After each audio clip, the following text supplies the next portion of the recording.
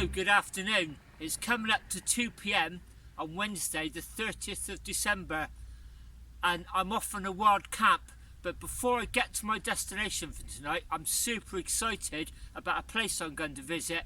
I'm going to visit the Ghost Village of Imber. The village of Imber was always very isolated down in a dip on Salisbury Plain. In 1943, the inhabitants were evacuated to allow the American troops to prepare for the D-Day landings and the liberation of Europe. And after the war, they were never allowed back. All this land here is now part of the Salisbury Plain training area. It's owned by the MOD, and access across here is very, very rare. But it's a live firing range. You'll often hear gunfire from around here, miles away. And there's some carcasses of tanks along here, and they're just rusting hulks. They're used for target practice. There's very little of the original village left. The main building is St.Giles Church. It's a 13th century listed monument.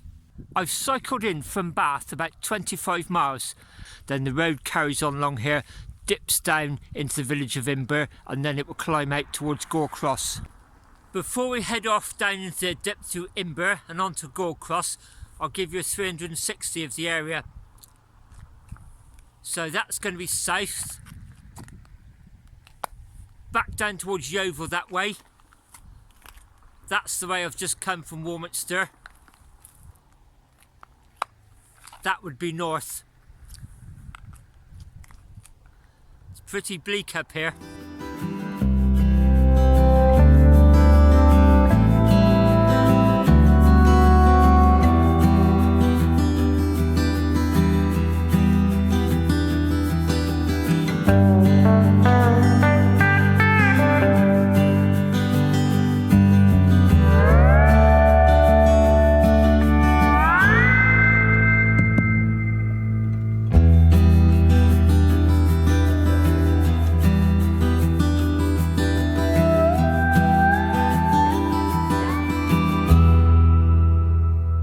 This is it then, the village of Imber. Most of the buildings, as you can see, are just shells. They're used for military urban warfare training. Behind me is the track up to St. Giles Church. It's actually closed due to the COVID restrictions. Normally there's a service there at Easter, and just before Christmas there's normally a carol service. In fact, it's quite a sight to behold. They ferry people in from Warminster to here on Route Master buses, red London double-decker buses. That's quite amazing to see those coming across Salisbury Plain.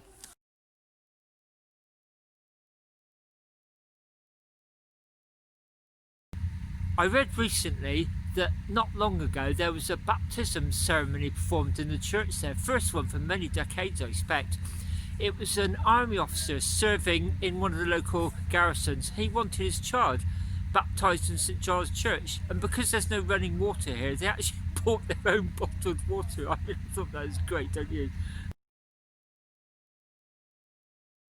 As well as these prefab military buildings, there are some of the original buildings along there still. This is the road out of Imber. You see the church there. Much better view here than from in the village. There was just no access to the church today.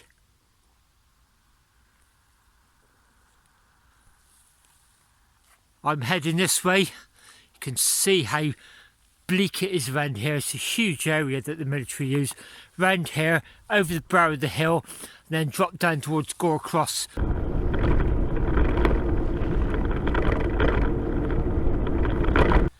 I've now left Imber Ranges. I'm at the far side of this military road, so I've just come down that way, and behind me is the Devizes to Salisbury Road. Now I'm heading up this way. This is Imber Range Path behind me. It skirts around the edge of the ranges, so that's the ranges there. This is that very sharp V on the map.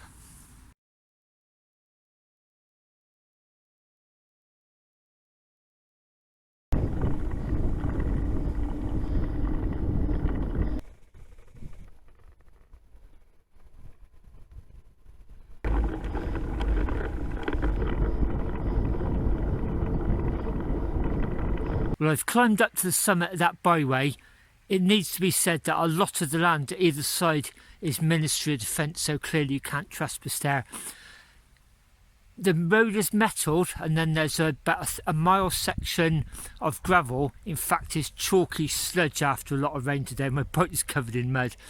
And then it becomes metalled again just for this final section, and that's the steep drop I'll take down through the trees tomorrow. You can see the stunning views in the distance. That's what I want to wake up next to. That's the tent out then just as it's getting dusk, and that's the view that I've got my door opening to look at. Got the lights around the doorway. Doesn't give any heat, but it certainly makes you feel warm. Table next to the chair. Some fruit on ready for the mulled cider. There's my chair, which I'm really looking forward to using. And I bought the ground sheet and used it almost as a carpet right out from the tent, just to try and keep my feet off the wet grass. It's actually not that wet up here, and that big log there is what I've got the bike leaned up against as a backup cooking and heat source, just in case the petrol stove did play up. I've got my wood burning stove, so I've bought a lot of wood from Bath, some dry wood. They're just old floorboards and staircase banisters. I'm going to use half tonight and half tomorrow, so that's really just to keep me warm. It's a backup just in case I need to use it to cook. I'm not going to faff around with trying to start it with a fire stick as I've done the last couple of occasions. I've bought some hexi tabs and some fire starting gels from Bath, and just a lighter, so hopefully that'll go a lot quicker tonight. And I'm going to prepare it, but wait until I actually sit down to eat it, so I can just fire it up and then not have to tend it, hopefully. I think that's the mistake I made last time. I'm just priming the whisper light just to heat up the fuel pipe. Shortly, once you start hearing it hissing, it's time to turn on the fuel tap and you should get a nice hot blue flame. That's it, nicely primed. I'm now going to heat up the cider with some apple and an orange in and simmer it for about 15 minutes. Fruit in the bottom of the pan and a can of Scrumpy Jack cider. I've got the burner on simmer. I'll put the lid back on, simmer that for about 15 minutes. While I wait for that to mull, I can use the rest of the fruit as my dessert. The mulled cider tastes absolutely fantastic. Cheers. Oh, it's warm, it's quite sweet, it's also got quite a tangy nip to it. Just what you want on a cold winter's night. The pasta's been boiling about 5 or 6 minutes. I've just taken it off, covered it, and I'm going to let it sit for a few minutes while I just fry these pigs in blankets so they'll be hot, just to add in the chili con carne. There's the wood burner going. I just used one of these fire starting gels, just literally touched it with a lighter and it ignites straight away. Really feeling the heat off that fire. The cider's warmed me up. I'm just about to have a hot meal, and I've got a second can of cider. I'm going to drink that one cold this time though. That's the meal. Pasta boiled, drained off, and then stag chili con carne mixed in with the pigs in blankets. Got a mince pie for my pudding. It's 7 PM, that's a fantastic meal. I'm still sat outside, my hands are just getting a bit chilly, although I have got some woolen gloves. I'm going to wash up shortly and get in the tent. I'll show you a little hack that I'm going to try tonight. You'll either think I'm a genius or you'll think I'm bonkers. I don't know whether it'll work, but I'll explain what it is when I'm in the tent. For those of you wondering about whether I should be off camping, Bath and North East Somerset currently is in Tier 2, and most of Wiltshire is as well, this area. And I have been following the guidance quite strictly actually. We don't mix much anyway. And as far as I know, it's okay to travel within your own tier as long as you don't go into other tiers, down or up. So as I understand it, camping out is okay. However, cases are on the rise, and I was expecting Bath to maybe put into a higher tier sometime in the next few days. And I've just rung Linda and she's confirmed as from midnight tonight Bath is going into tier 3, and she told me to avoid Trowbridge on the way back tomorrow because they're actually going into tier 4, and I was going to head through Trowbridge, so I'm going to revise my plans. I don't like going back the same way I came out, but I'm pretty much going to head through Westbury and then pick up the route that I bought out of Bath just to avoid going anywhere near Trowbridge. This gives you an idea of my setup. There's the wood burner there, my petrol stove, the table, the chair sat on the ground sheet, and here's all my things, my cutlery, my crockery, gloves, newspaper. I'm just going to use the newspaper to put underneath my sleeping bag and sleep mat just to give myself some extra insulation. I'm going to get all the washing up done now and get inside the tent. I'm going to put my bike inside that British Airways bag. All the washing up done. I'm just getting ready to get into my tent. Everything's packed away, the bike's in its bag. Going to roll the ground sheet up shortly and then zip myself in. This is a little tip. I got this off Patrick Dickinson, who's a YouTuber that I follow. He does wild camping, and he said he took a hot water bottle to put in his sleeping bag on winter camps, and I thought, hey, if someone more experienced than me does that, why not try it? Linda didn't have taken the mickey out of me when I got it. She called me an old wuss, but I'll tell you what, it doesn't have to make a difference. I'll be putting my feet around that later on. I can always top it up in the middle of the night if I get really cold. So the hack I'm going to try. I've downloaded a crackling fireplace on my phone, and I'm going to put it at the bottom of the tent, turn the lights out and see if it makes me feel warmer.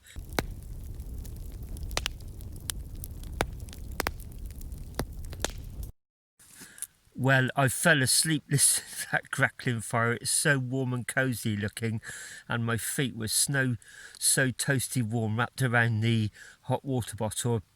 So before I go back to sleep, I've put on some thick socks. I bought them specially to keep my feet warm, and I've put a fleece on top of my t-shirt, and I've been sleeping with my thermal hat on anyway. I'm not cold in here, but it's pretty cold out there, that's for sure. I'll say good night, see you in the morning. Hello, good morning. It's now about 7:30 and it's getting lightish. It's been quite light all night because of a full moon. See if I can get it behind me. There's a really heavy ground frost. The views behind me are pretty amazing. I'll zoom in shortly, but there's a big blanket of mist and just a few little high pieces of ground sticking through. That's quite amazing. Last night I was okay. The only time I really got cold was my nose kept getting cold and I'd pull the sleeping bag up around my face, but of course I started to get my breath started to build up carbon dioxide, so I couldn't do that for very long. So the only thing that really got cold last night was my nose. That's looking westwards, and if you carried on along there a few miles, you'll get to Westbury White Horse, where I camped recently. And the road I came in on last night, the Imber Path track, comes along just above the brow of that hill, and it's tarmac until it bends very sharply down here behind those trees. And that's where I'm going to drop down later. I'm probably going to have to walk down now. I imagine it'll be treacherous to ride. But the track does carry on along there. It becomes gravel. And I saw a few scrambling motorbikes going along there yesterday, and a few farm vehicles as well. But 1 o'clock this morning there was a motorcycle going backwards and forwards. I did sort of open the tent door just to make sure it's nowhere near the tent, because it sounded really close. It's looking down towards Trowbridge area. There's a big blanket of mist you can see. There's some fields in the close distance, then there's that big sheet of mist and just the high ground just sticking up above it, and then you can see the outline of the Marlborough Downs in the far distance. Water on for some coffee. The water boiled very quickly, so I got my first cup of coffee. Also made myself a water bottle to sit here with. Coming up to 8 o'clock, second cup of coffee. My all-day breakfast in the pan. I've got my wood burner going, and there's the rest of the fuel. That should last about 10 minutes or so.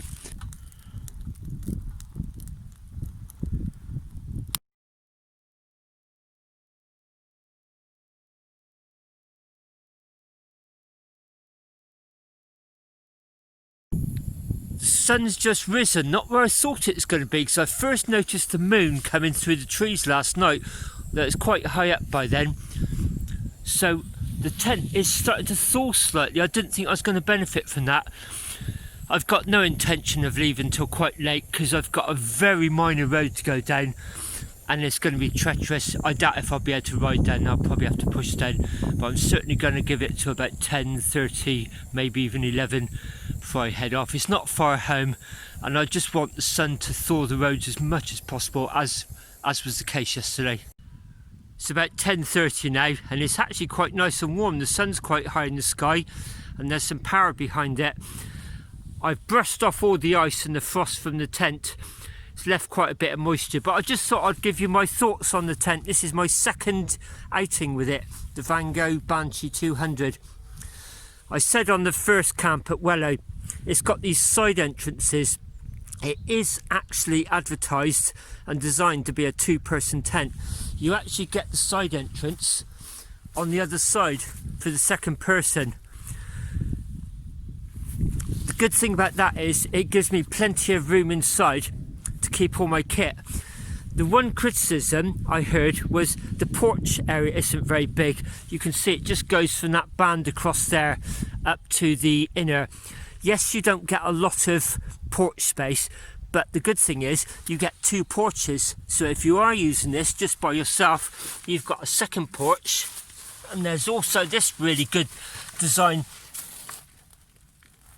There's storage space in there, say for shoes or boots, things like that. Maybe you don't want to leave them outdoors, but you wouldn't want them inside the tent, so that's really good. What I like about it, and one of the main reasons I bought it, is it's ever so easy to put up and take down, and it packs really small out on the road.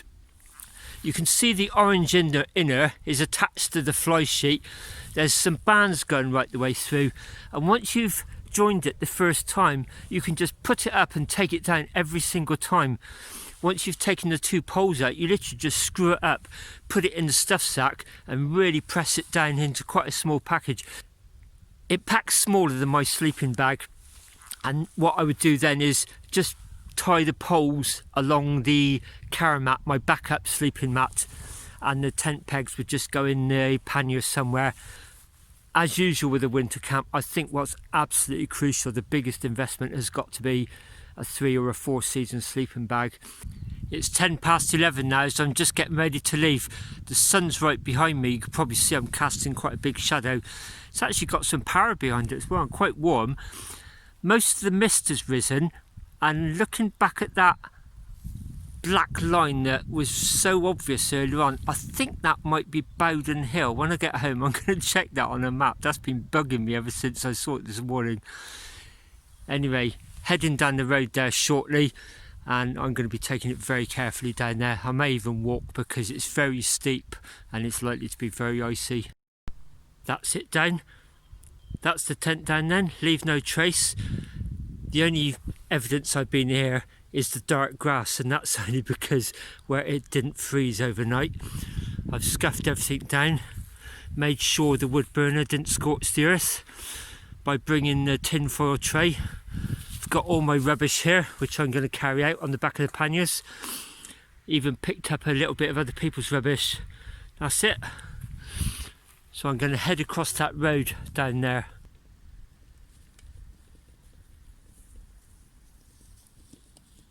This is the wooded track. It's very steep down from the escarpment.